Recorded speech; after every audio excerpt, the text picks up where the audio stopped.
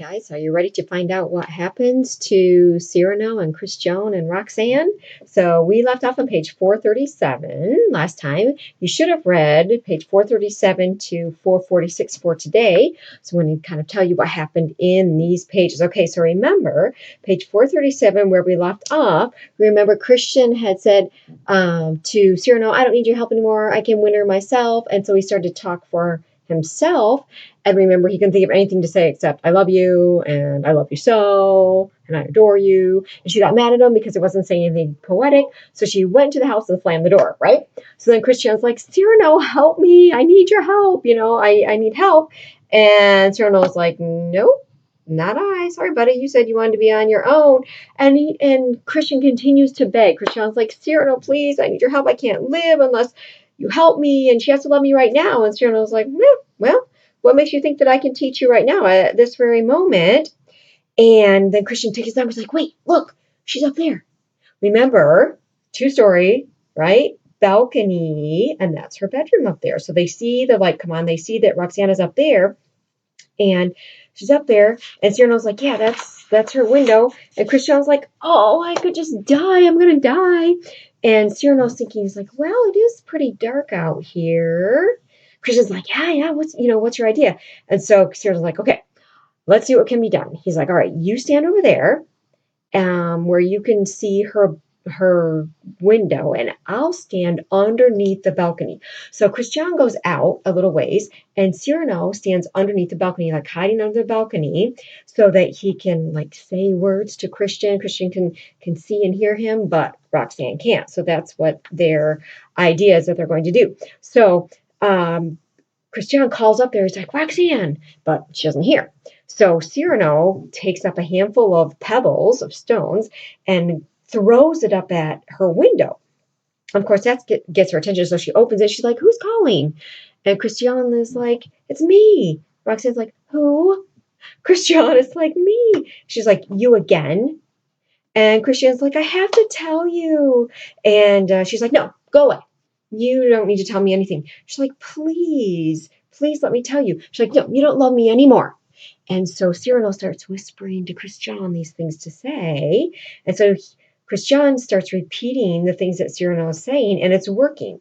Roxanne is starting to soften up a little bit. She's like, oh, that's better. Okay, you're getting better. The things you're saying are better. The problem comes, though, that Christian is speaking very hesitatingly because he has to listen to a few words of Cyrano, then say it, and then listen again, and then say it, and then listen again, and then say it. So his speech is kind of hesitant, and she notices that, and she's like, wait, what's going on? Why are you speaking so haltingly? Has your imagination gone lame? Like, what is wrong with you? So Cyrano's like, oh my word, this is never going to work. So because it's dark, he knows he can get away with this. So he pulls Christian underneath the balcony and trades places with him because it's dark and Roxanne can't see him. So then Cyrano goes out and starts to talk very smoothly. He tries to make his voice sound like Christian's, and she can't tell the difference, that it's not Christian's voice anymore. So now Christian is under the balcony hiding, and Cyrano is out there saying all these sweet, poetic, beautiful things to Roxanne, and she is just loving it and listening to what he's saying and listening, and it's so wonderful. So finally she's like, I'll come down. And Cyrano's like, no, right? Because that'll blow the whole thing. Cyrano's like, no. And she's like, well, then come stand on the bench so that you can be nearer to me. And then he says, no, again. And she's like, what? Why are you saying no so strongly? And he has to think quick. He's like, let me just enjoy this time of speaking to you without you being able to see me. And I can just, say all these things to you and be eloquent. And you've never heard until now my own heart speaking. And something happens. Cyrano kind of gets caught up in the moment and starts pouring out his own heart, like the things that he wants to say to Roxanne, but he can't say to her. So he starts saying all these things. It's like, tonight I'm speaking for the first time, and Roxanne's, for the first time, but your voice even is not the same. Like, your voice is sounding different tonight too. And he's like, oh, how should it be different? He's like, my darling. And then he stops and kind of recovers himself. And he's like, oh, where was I? I forget. Forgive me. I just, everything, it feels so strange, like a dream. And she's like, how is it strange? She's like, is it? And he says, is it not so to be myself to you and have no fear of moving you to laughter? He's like, it feels so strange to be opening up my heart to you and telling you how I feel, and I'll be worried about you laughing at me. Well, Roxanne's confused. She's like, laughter? Why would I laugh at you? And then he realizes what he just did. He got caught up in the moment, said something that makes no sense if it were to be coming from Christian, right? So he's like, laughter, because what I mean is, what is any man that he would dare to ask for you? And so he's trying to cover his tracks, you know. So that's why it's strange, you know, that because nobody is worthy of asking for you. And so he keeps saying all these beautiful things to her. She loves it. He keeps going on and on. And she says, yes, this is love, what you're saying. This is love. And he says, yes, this is love. But then he stops and he says, the theme of this whole play. Okay, so that's on page 444, the line where he says, love seeketh not his own. That's a biblical allusion, right? Alluding to that verse in the Bible that says, love seeketh not her own, in the love chapter, 1 Corinthians chapter 13. So he says, love seeketh not his own. So he's reminding himself that he truly loves Roxanne. And because he does, he's not going to seek what he wants for himself, which would be to have Roxanne. He's going to seek what Roxanne wants, which is Christian. So he reminds himself, love does not seek his own. He said, you know what? He reminds himself, my happiness is to make you happier. And that's what he says to her. That's what he wants to do, is to make her happier. So even if it means not, that he doesn't get to be happy, he wants her to be happy.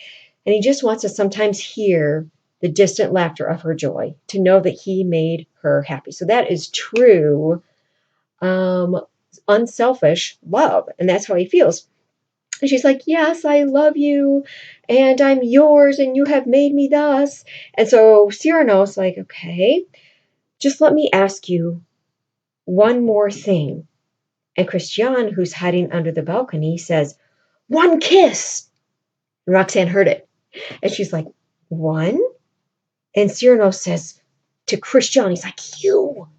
And Roxanne's like, you asked me for, and Cyrano's like, yes, but I mean, and he said to Christian, you go too far. Like, dude, be quiet. You're going too far. You're asking too much. And Christian's like, what? She's willing. Let's make the most of it, right? And Christian says to Roxanne, I did ask, but I know I asked too much. Like, he's afraid he's going too far. And Roxanne says, only one? Is that all? So in other words, all you want is one kiss? And so Cyrano says, I know I frightened you. I asked you just to refuse. And, he's like, never mind. It's okay to say no. And Christian says to Cyrano, why? What are you, what are you doing? And Cyrano says, Christian, be quiet. And Roxanne heard him. So she says, what did you say? And Cyrano's like, I'm angry with myself because I go too far. And so I say to myself, Christian, be quiet. And so Christian says to Cyrano, get me that kiss. And Cyrano says, no. Christian's like, listen, sooner or later. And then that makes Cyrano think, he's like, true. That's true. If you love her and she loves you, sooner or later, that kiss is going to come. So he says, since it must be, I'd rather it be myself the cause of what must be. So he kind of resigns himself to, well, the kiss is going to happen sooner or later, so I might as well go ahead and help it happen, right? So then Roxanne is like, she's like, hey, are you still there? And that's where we end that scene. So we will pick up that scene there. So you need to read from Monday, pick up there on page 446, and read through page 451 and see if Christian ever does get that kiss and if Cyrano helps him out.